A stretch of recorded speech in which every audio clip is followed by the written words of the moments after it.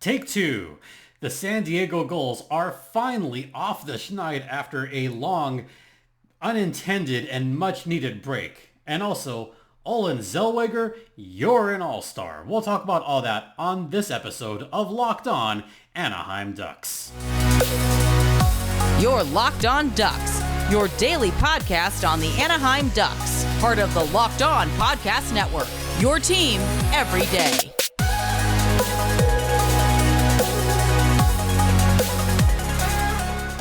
Welcome to Locked On Anaheim Ducks, part of the Locked On Podcast Network. I'm your host, Jase Hernandez. I've been covering hockey for well over a decade.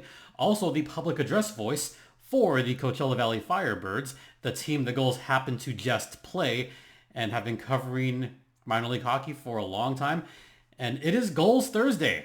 So just as alluded in the intro, this is take two. I had a whole episode recorded, have to re-record because of audio issues.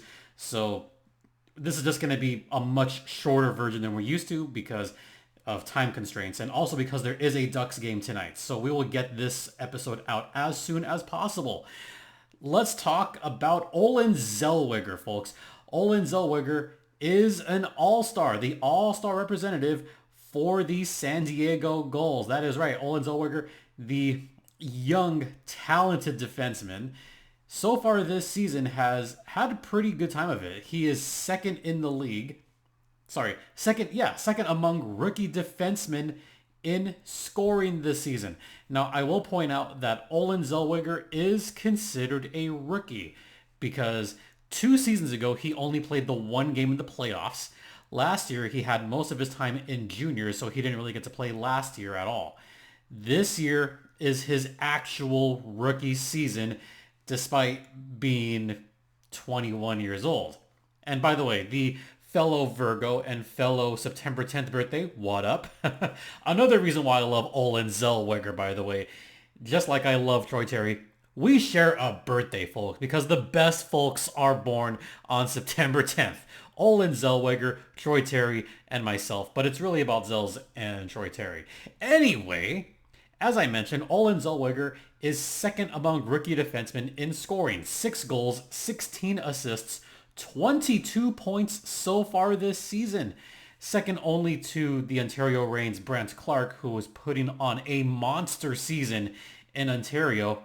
7 goals, 25 assists, 32 points in 30 games for Brent Clark, but we're not going to talk about him. This is all about Olen Zellweger and how far he has come in the 2 seasons. His progression, his overall game is rounding out much better than I thought this season, mainly because of how he's been brought up before. Let me rewind. 2 seasons ago, Olen Zellweger did play one singular playoff game for the San Diego Gulls. Very oddly got benched in game 2 despite getting a point in that playoff game. Yes, it was a late goal. I remember this specifically. It was a very late goal when Ontario was already winning by a couple of goals, and Zells celebrated that goal like crazy. I remember that. But I also remember Coach Bouchard benching him for some reason in game 2 in an elimination game, and the Gulls just got beat in that game. I still don't understand that to this day. Last season in juniors, I understand that. Remember the massive trade last year in juniors when Olen Zellweger was in a trade package with 10 draft picks? That's how important of a player that he is. One thing that I've noticed about Olen Zellweger's game, he's always had the great skating ability. He's always had that incredible shot of his. And just to briefly talk about that for a hot second, because of where I am for Firebirds games, so when I do public address, I'm usually down in the box in between the penalty boxes. I have the home on one side and the visitors on one side. So when San Diego came to Acrisure Arena earlier this season, I got to see Olen Zellweger up close, and I got to see that rocket of a shot that he got from the point. And I remember this very well. Is Olen Zellweger was just in front of me, right along the wall, kind of sort of just softly and slowly, but just kind of grazed his way very easily to the point, to the high point, and he just rifled it. I mean, he blistered that shot, and it was a clean goal from the blue line. Just for him to glide on over to that point, untouched, and get that kind of shot, holy crap. That was a thing of beauty. I mean, when I saw that, my initial thought was, that's at least 90 miles an hour. That was a rocket of a shot. I hope he does the hardest shot challenge in the All-Star skills competition, because he's got a shot on him, folks. At least 90 miles an hour. At least. I wonder how fast and how hard his shot actually is, because it actually sounded loud from my right side. I mean, that shot was maybe only 40-ish feet away from where I was sitting, and to just hear it, it's amazing. The only thing that sounds better is Martin Frk's shots. But Olen Zellweger, that shot was amazing. But something else that I've noticed this season, and I noticed it a lot a couple weeks ago, I noticed it in the game at Coachella Valley, I noticed it last night. His entire defensive repertoire is beginning to round out. He is taking better care of the puck. He's becoming more responsible as far as playing pucks along the half boards. His pinching is a little bit better. He's not taking as many risks or being as unpredictable as he was. And this was even pointed out to me a few weeks ago, is he's starting to dive for pucks. He's starting to block more shots and get in the way of Royal Road passes. This is very important, because this is an aspect of the game that has been missing from the Ducks for a long time, is you need someone that has the capability of being a shutdown defenseman. Someone that can take over in those opportunities that will be noticeable. And for him to start to round out that game, I think is going to be a benefit to him in the near future. And also, Olen Zellweger is one of the main reasons why the Ducks were okay trading Jamie Drysdale. They have some talented defensemen down the pipeline. And even though Olen Zellweger has been brought up slowly and has been brought up in kind of a weird way that I somewhat agree with, he's still young, but he's right there. And this was earned. Olen Zellweger has been one of the best players on the Gulls this season. I would say probably the best player's been Pavel Regenda, but he's been hurt. So Olen Zellweger, much deserved. Congratulations, Olen Zellweger, the San Diego Gulls representative in this year's AHL All-Star Classic at TechCU Arena in San Jose. All right, we're going to head to the first intermission, talk about last night's game and the hard reset that the Gulls definitely needed. We'll get to that on the other side. Now a word from Jase Medical. All right, fans. So, we come to sports to escape from some of the crazy realities of real life. But can we just talk for a minute about preparing for real life? According to the FDA, pharmacies are running out of antibiotics like amoxicillin right in the middle of the worst flu season in over a decade. I can't imagine a more helpless feeling than, someone in my family getting sick, while a supply chain issue kept them from life-saving medication they need. Thankfully, we'll be okay because of Jase Medical. The Jase case is a pack of 5 different antibiotics to treat a long list of bacterial illnesses, including UTIs, respiratory infections, among others. This could happen to any of us. Visit jasemedical.com and complete your physician encounter. It will be reviewed by a board-certified physician, and your medications will be dispersed by a licensed pharmacy at a fraction of the regular cost. It's never been more important to be prepared than today. Go to jasemedical.com and use offer code LOCKEDON to get $20 off your order. Welcome back to Locked On Anaheim Ducks, part of the Locked On Podcast Network. Once again, you're locked in with Jason JD Hernandez. Let's talk about last night's game. But before we talk about last night's game, let's talk about the games that did not take place over the weekend. I alluded to this before. There was a water main break that happened at Pechanga Arena about a week ago. It was then determined that the San Diego Gulls were not going to play any of those games. I alluded to this while I was at Acrisure Arena this past weekend. And what wound up happening was the entire arena floor got flooded. There was about 2 feet of water. So they had to cancel last Friday and just past Friday and Saturday's games against the Bakersfield Condors. They also had to postpone a San Diego Sockers game, but this is not indoor soccer. We're talking hockey here. Those 2 games got postponed. So then the Gulls were just given a day off. I mentioned that the Gulls needed a hard reset because they've only won 3 games against the rest of the Pacific, and all 3 of those wins have come against the Ontario Reign. Coachella Valley is a dangerous team, folks. I mean, I work for them, so I know how dangerous they are. The Firebirds have had the Gulls number for the past season and a half.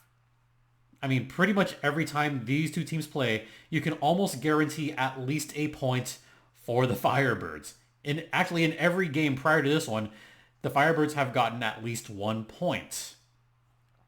So imagine seeing that game on the schedule after the, I guess, rescheduled games.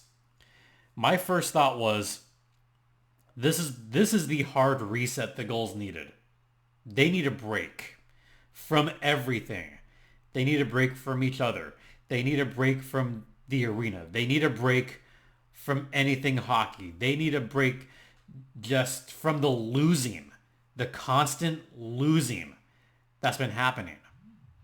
So what wound up happening was they took a day off, no hockey activities, no nothing.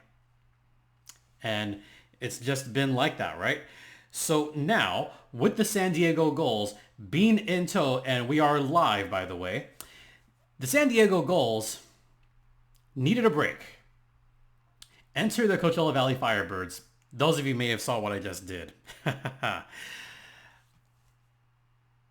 Yeah, it was a fast start for the Firebirds. It was very fast.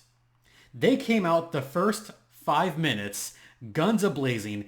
They had the better speed. They had the better energy. Dare I say, the Firebirds looked like a team that just played a back-to-back. The Gulls looked like a team that hasn't played in a while, and that was absolutely true. The Gulls had the fresher legs. They had a little bit more energy. They had it the first few minutes. They were out shooting Coachella Valley. And then the Firebirds took over. They outshot the San Diego Gulls 14-3 the last 15 minutes of the period.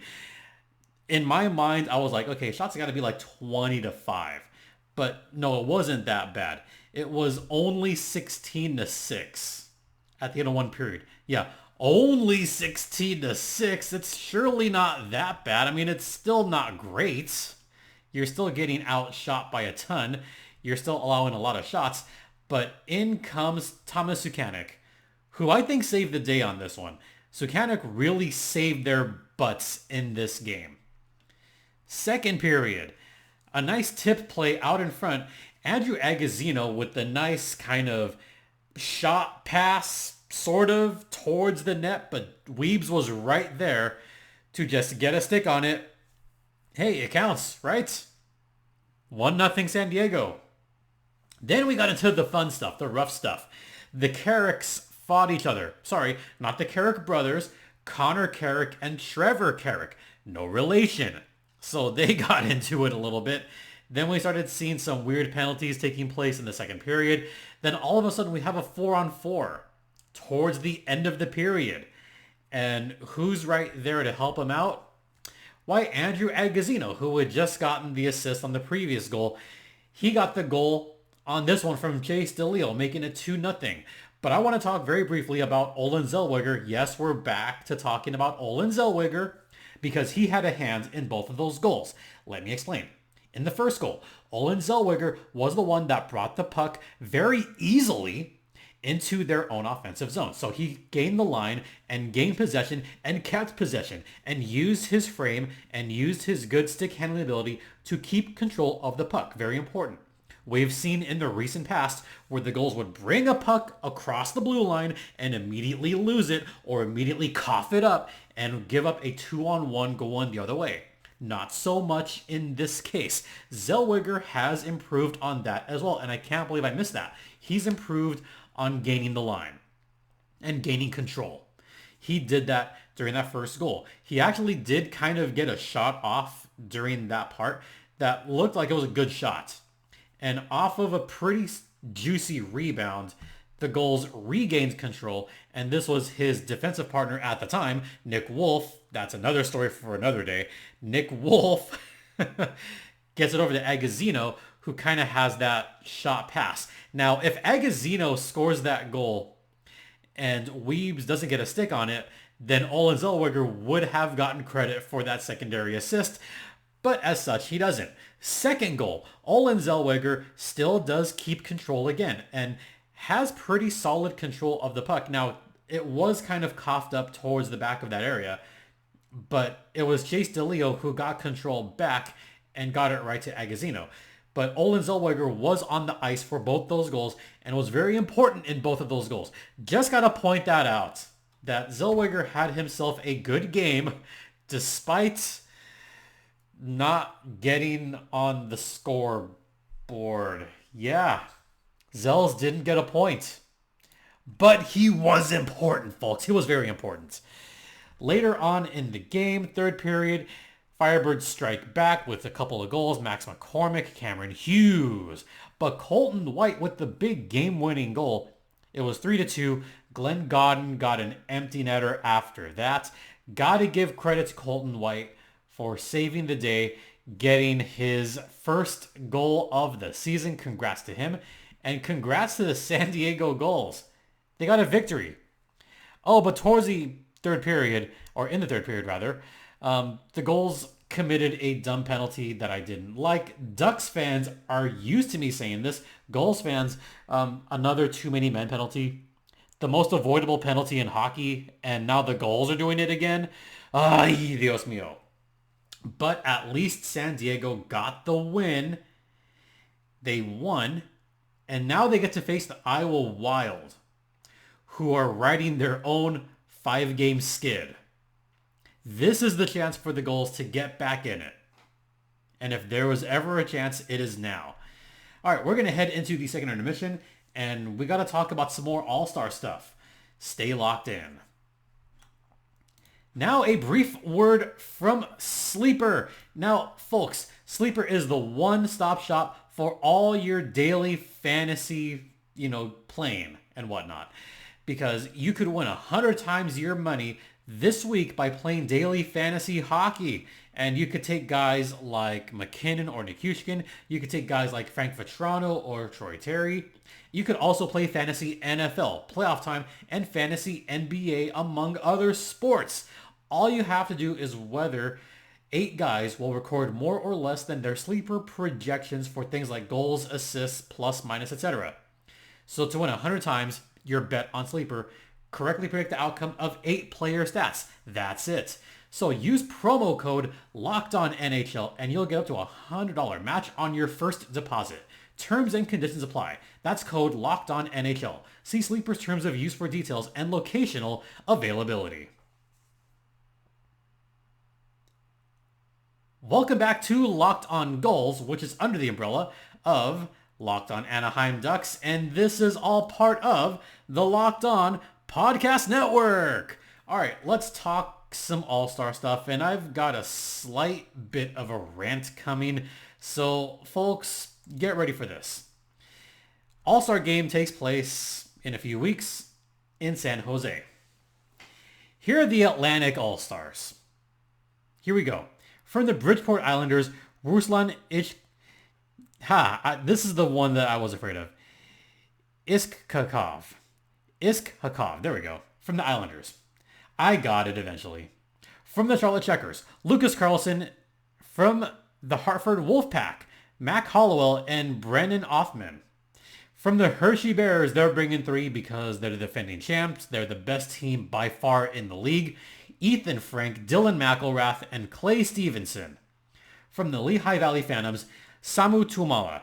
From the P Bruins, Georgi Merkulov. From the Springfield Thunderbirds, Dylan Coughlin and Adam Gaudette. And from Wilkes-Barre Scranton Pens, Joel Bloomquist. Pretty solid team there in the Atlantic. In the North Division, Angus Crookshank. What a name. And Max Gwinnett from the Belleville Senators. But that is his name. Angus Crookshank. Crookshank. Yes, that's how you spell it.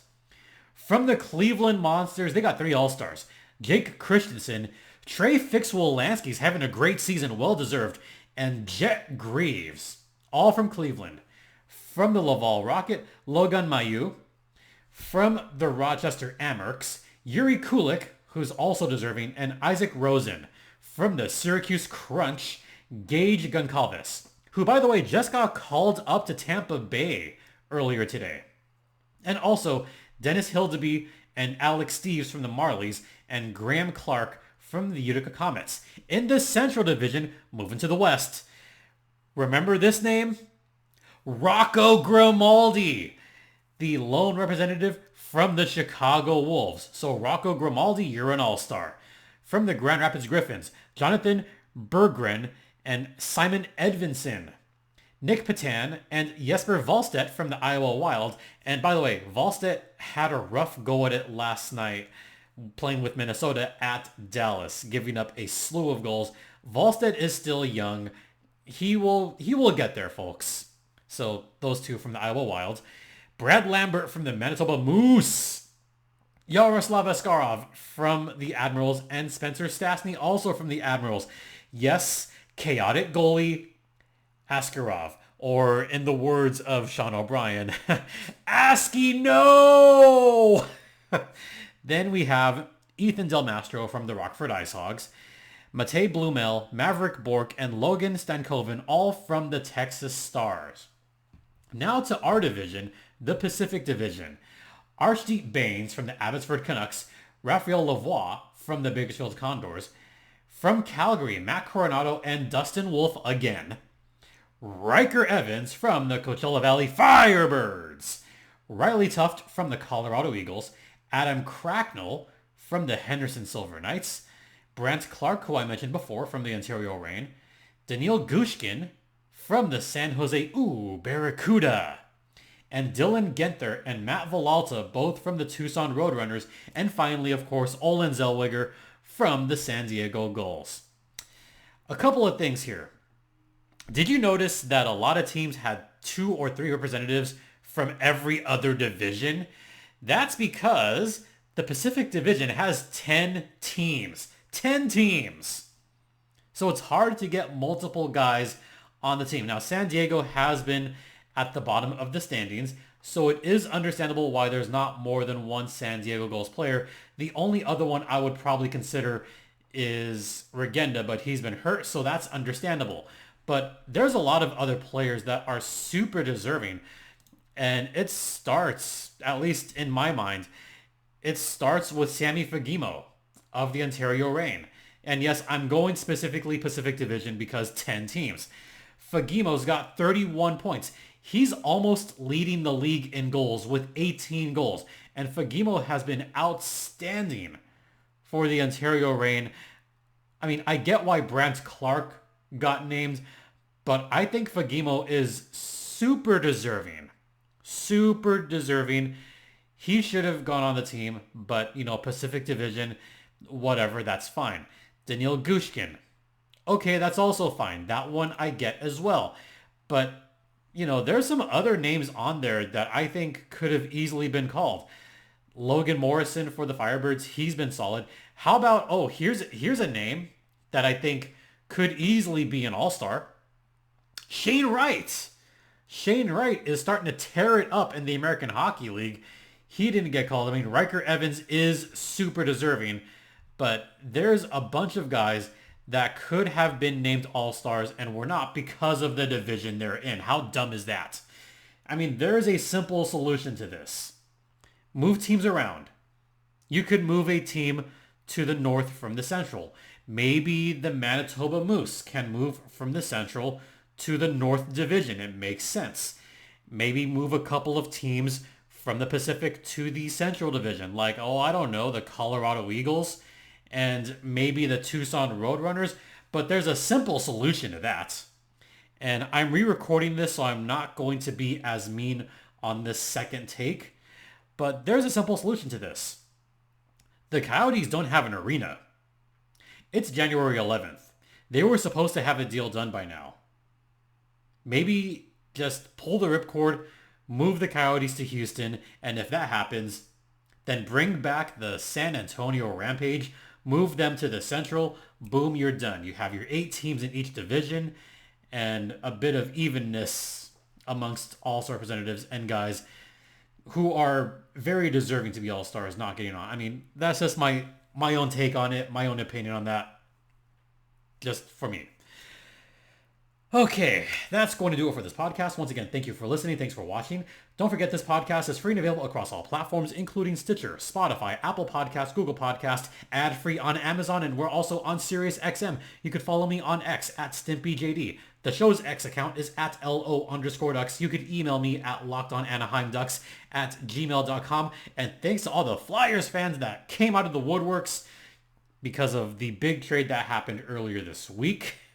And next podcast, to finish off the week, I'll be joined by Jared Ellis from Locked on Hurricanes. We're going to break down the Canes-Ducks game taking place later today. And that will be it for the week. And it's also going to be the halfway point of the season, folks. So we're going to have a lot to get to. It'll be a super-sized episode. Cannot wait for that. Once again, thank you all for your continued support. It is so greatly appreciated.